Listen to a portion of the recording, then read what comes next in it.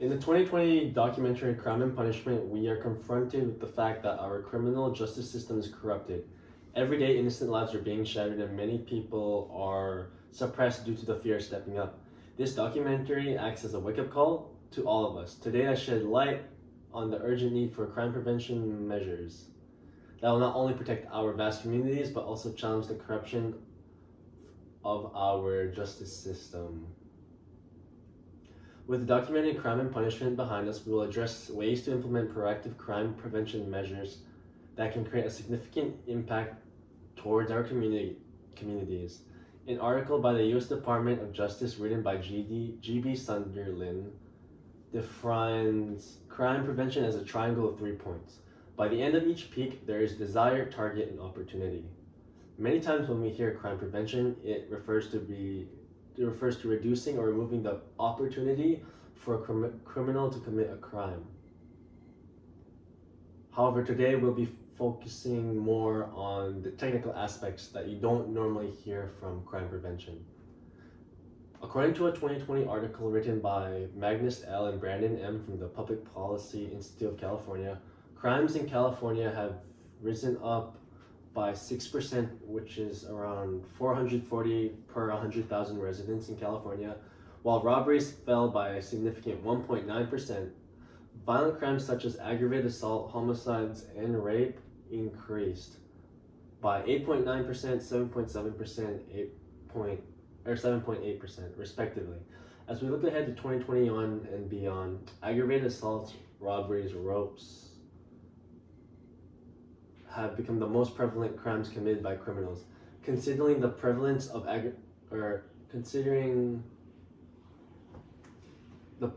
aggravated assaults, robberies, and rape, these crimes demanded effective crime prevention measures to ensure the safety of our California communities and promote overall education. Today we will discuss how to broaden the definition of crime prevention beyond what everyone already knows. We also will explore the different categories of crime prevention, such as physical and environmental changes, and dive into various techniques used to prevent crime from happening. Normally, we assess crime prevention as a way to reduce crime, but it can go much deeper. It isn't just about standing up for yourself and making your presence known. It is a spectrum of knowledge that comes from within.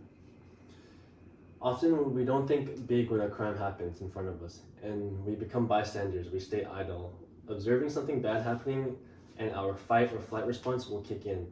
What happens next? Fear strikes us. An article called Fear of Crime, Environmental and Mental Well-Being states that there are two dimensions of fear we associate ourselves with. That is perceived victimization and emotional effects.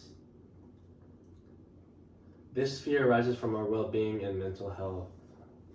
Connecting back to our human nature, once we realize our position between the crime and ourselves, possibilities will start to open up and our psychological responses will come into its own play. An article titled by the Association Between Fear of Crime and Mental Health and Physical Functioning, written by the National Library of Medicine, has shown that there are fears of crime that is associated with poor mental health. For this, we are to blame for ourselves. Oftentimes, we cannot control our reactions, and victims of crime-related scenarios oftentimes amplify our fear when we overthink what is about to happen. It's like setting ourselves up for failure. An article titled "If You're in Danger, Will Bystanders Help?" written by the Greater Good magazine of Berkeley Education tells the story of a 28-year-old woman in Queens, New York, who was tragically stabbed in 1964. The story debunked the belief that the people who were on the scene helped her when she was getting stabbed. However, that was not the case. And now, what happened that when they didn't help her, it was called the bystander effect, which is a quote from the article, "The everyday hero effect, or instinct to act on others, is very powerful," by Dr. Zeno Franco. When we witness a crime, everyone initially responds the same way until someone breaks the cycle, and soon others will follow. However, without a leader, everyone shares the same mindset. The fear depicted in the story is something people face on a daily basis. There's crimes such as rape, robberies, assaults, theft, and homicides have this effect. Now that we've learned how our actions and reactions influence crime prevention, we're now going to explore the solutions that we can take. There are several things we can do. There's self-study and prioritize learning. Understand that criminals are just like us and that they fear what potential we have against them. 2, recognize the situational opportunities play a major role in preventing crime. Each scenario presents different opportunities for action. Education is key.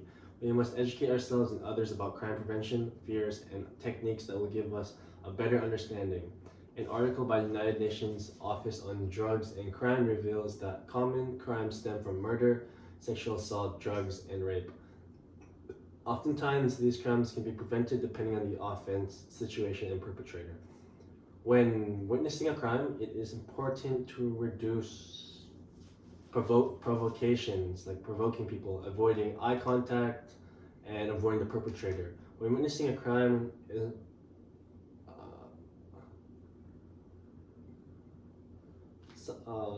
this helps, well, without preventing provocation, this helps us, and also what we should do is to educate other people about ongoing crimes within their community.